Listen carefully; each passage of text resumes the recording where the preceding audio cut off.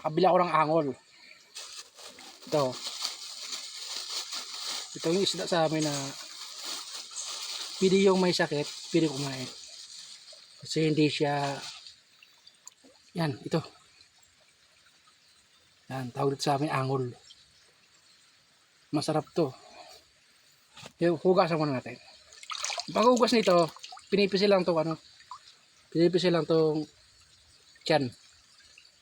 Para nubas yung kinain niya. Ganun lang ang paghugas nito. Napakasarap na ano to,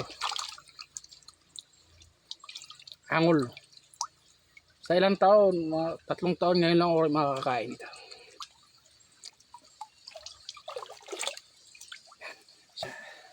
Isang kilo to.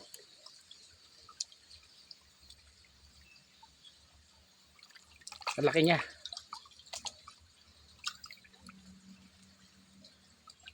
Hugasan natin.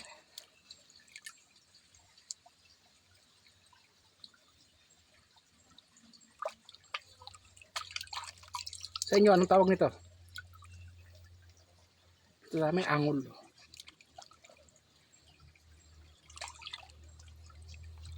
Galing pa ito sa baba. Kaya ano? Barkada namin. Binili ko. Mamaya, pag hindi, mabuti na unahan ko kasi agawan to eh. Pag ito yung huli na yon, ano, pinapakyaw ng mga tao kasi gusto nila to. Kasi pag ito kasi, hindi, pili siya sa may sakit, pili kumain kasi ano siya, pili siya. Lalaki oh.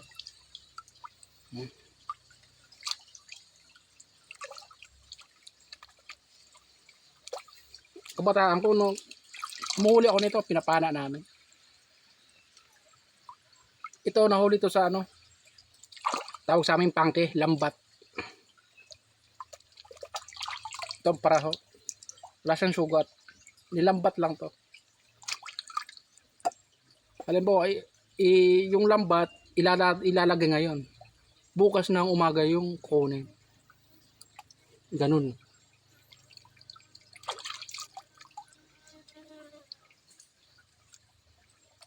Ito medyo maliliit.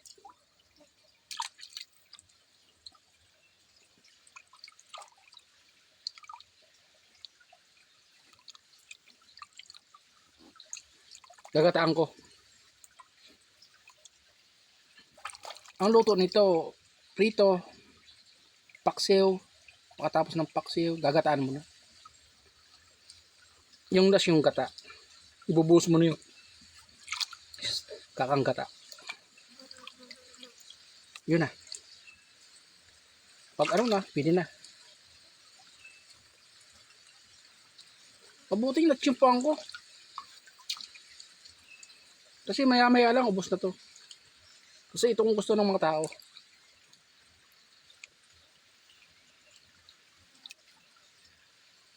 Kahit medyo mahal, sulit naman.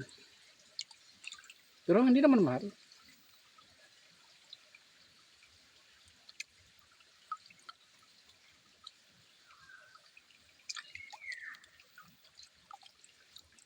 Ang sarap pa niyan isda.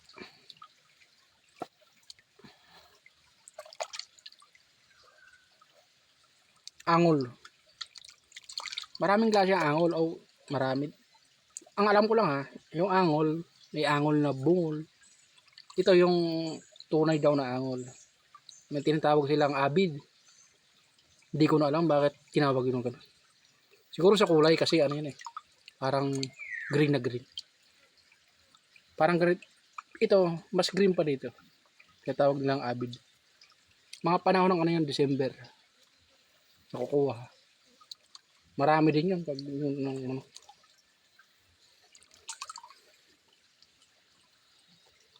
itong buwan kasi nito, panahon to ng mga ano, maraming nahuhuling isda dito sa amin.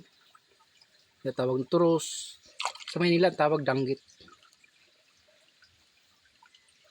Ito yung tinatawag na angol na bolo. Parang ano siya, Parang light color lang. Kulay puti. Pero angol din siya. Tinatawag siyang angol na bungol. Hindi ko alam kung bakit. Siguro bingi. Ganun.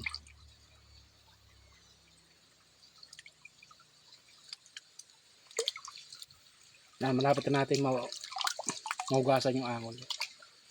Mamaya ituturo ko sa iyo kung paano magbuka. Pero kasi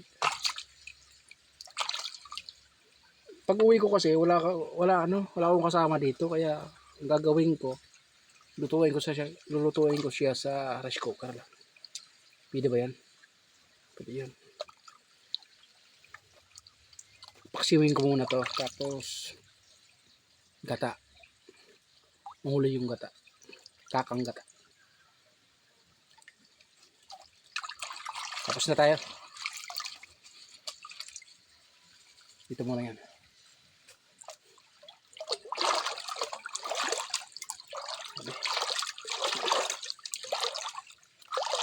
Parang nalasahan ko ng sarap ng angol. Nakabanda sa akin yung aso.